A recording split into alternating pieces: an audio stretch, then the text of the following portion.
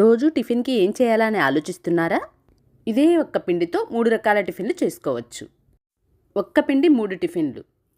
Hi అండి, అందరికీ నమస్కారం. వెల్కమ్ బ్యాక్ టు మా అమ్మ చేతి వంటకాలు. జొన్నలతో ఇలా పిండి తయారు చేసుకుంటే టిఫిన్ సమస్యే ఉండదు.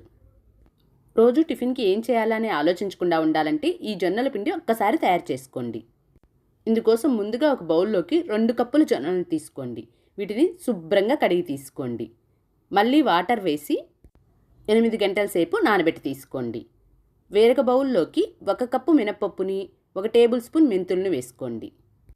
వీటిని కూడా శుభ్రంగా కడిగి వాటర్ వేసి నానబెట్టి తీసుకోండి. నేను ఇక్కడ వీటిని నైట్ నానబెట్టి తీసుకున్నాను. చూడండి, ఉదయానికల్లా జొన్నలు మనకు బాగా నానిపోయాయి. మళ్ళీ వీటిని ఒకసారి కడిగి గ్రైండ్ చేసే 10 నిమిషాల ముందు ఒక అరకప్పు అటుకులను ఒక బౌల్లోకి తీసుకొని కడిగి వాటర్ వేసి నానబెట్టుకోండి. ఇప్పుడు మనం ఈ జొన్నలను ఒకసారి కడిగిన తర్వాత ఇలా గాలించి తీసుకోవాలి. జొన్నలను ఇలా గాలించి కనుక తీసుకుంటే ఇందులో ఉండే రాళ్ళు మట్టి ఏదైనా ఉంటే అది అడుక్కొచ్చేస్తాయి. జొన్నలు మన సంప్రదాయ ధాన్యాల్లో ఒకటి. జొన్నల్లో ఫైబర్ ఉంటుంది. వీటిని మనం రోజువారీ ఆహారంలో భాగంగా చేర్చుకోవచ్చు. చూడండి, ఈ విధంగా గాలించి తీసుకోండి. చూడండి, మనకి జొన్నల్లో అడుగున రాళ్ళు ఇసుక ఎలా ఉన్నాయో ఒక్కొక్కసారి ఇలా ఉంటాయి కనుక మనం గాలించి తీసుకుంటే మంచిది. చూడండి, ఇలా గాలించుకుని పక్కన పెట్టుకోండి. జొన్నలతో రొట్టెలు, దోశలు, ఇడ్లీలు, ఊతప్పాలు ఇలా ఎన్నో రకాల వంటకాలు చేసుకోవచ్చు. ఇప్పుడు మిక్సీ జార్ తీసుకుని వీటిని గ్రైండ్ చేసి తీసుకుందాము. ముందుగా ఈ మిక్సీ జార్లోకి మినపప్పును వేసుకోండి. అలాగే నానబెట్టిన అటుకులను కూడా వేసుకొని గ్రైండ్ చేసుకోండి. మినపప్పు జొన్నలను ఒకేసారి గ్రైండ్ చేసుకోకుండా ఇలా ముందుగా మినపప్పు అటుకులను గ్రైండ్ చేసుకోండి. జొన్నలను మనం తర్వాత గ్రైండ్ చేసి తీసుకుందాము. మినపప్పును ఇలా మెత్తగా గ్రైండ్ చేసి తీసుకోండి. ఇలా మినపప్పు అటుకులను గ్రైండ్ చేసుకున్న తర్వాత మనం ఇప్పుడు జొన్నలను గ్రైండ్ చేసి తీసుకుందాము. కొద్దిగా వాటర్ని వేసుకొని ఇలా గ్రైండ్ చేసి తీసుకోండి. మరీ మెత్తగా కాకుండా కొంచెం బరకగా గ్రైండ్ చేసుకోండి. ఇలా గ్రైండ్ చేసుకొని మనం ఇందాక గ్రైండ్ చేసుకున్నాం కదా మినపప్పు, అందులోకి వేసుకోండి. చూడండి, నాకు ఈ బౌల్ చిన్నగా ఉంది, దీనికి నిండుగా వచ్చింది. నేను వేరొక బౌల్లోకి ట్రాన్స్ఫర్ చేసుకుంటున్నాను. ఇప్పుడు ఈ పిండిని బాగా కలుపుకొని దీనిపై మూత పెట్టి ఒక 8 గంటలు పులియబెట్టండి. చూడండి, మనకి పిండి ఎలా పొంగిందో. ఇప్పుడు ఈ పిండిని ఇలా బాగా కలుపుకొని ఇప్పుడు ఇందులోకి రుచికి సరిపడా సాల్ట్ని వేసుకోండి.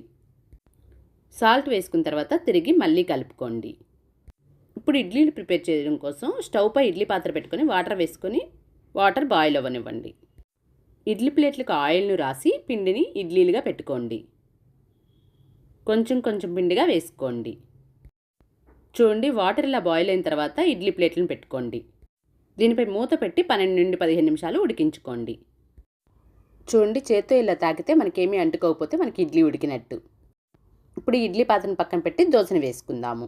చూడండి, ఒక గరిటె పిండి వేసుకుని ఇలా స్ప్రెడ్ చేసుకోండి. చూడండి, ఒకవైపు ఇలా బాగా కాలిన తర్వాత పైనుండి ఆయిల్ని స్ప్రింకిల్ చేసుకొని టర్న్ చేసుకోండి. చూడండి, రెండో వైపు కూడా కాలిన తర్వాత తీసి ప్లేట్లోకి ట్రాన్స్ఫర్ చేసుకోండి.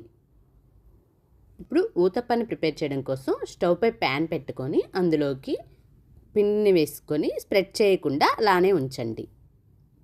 ఇలా బబుల్స్ రావడం స్టార్ట్ అయిన తర్వాత ఇప్పుడు దీని మీద సన్నగా కట్ చేసుకున్న ఉల్లిపాయ ముక్కలను, తురుము పెట్టుకున్న క్యారెట్ను, సన్నగా కట్ చేసిన కొత్తిమీరను వేసుకోండి.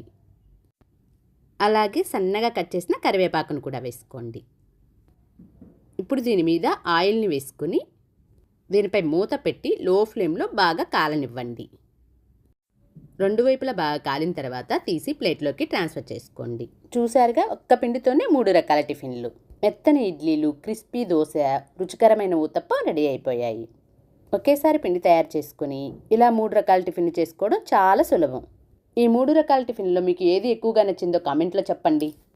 వీడియో నచ్చితే ఒక లైక్ చేసి మా అమ్మ చేతి వంటకాలు ఛానల్ని సబ్స్క్రైబ్ చేసుకోండి. ధన్యవాదాలు.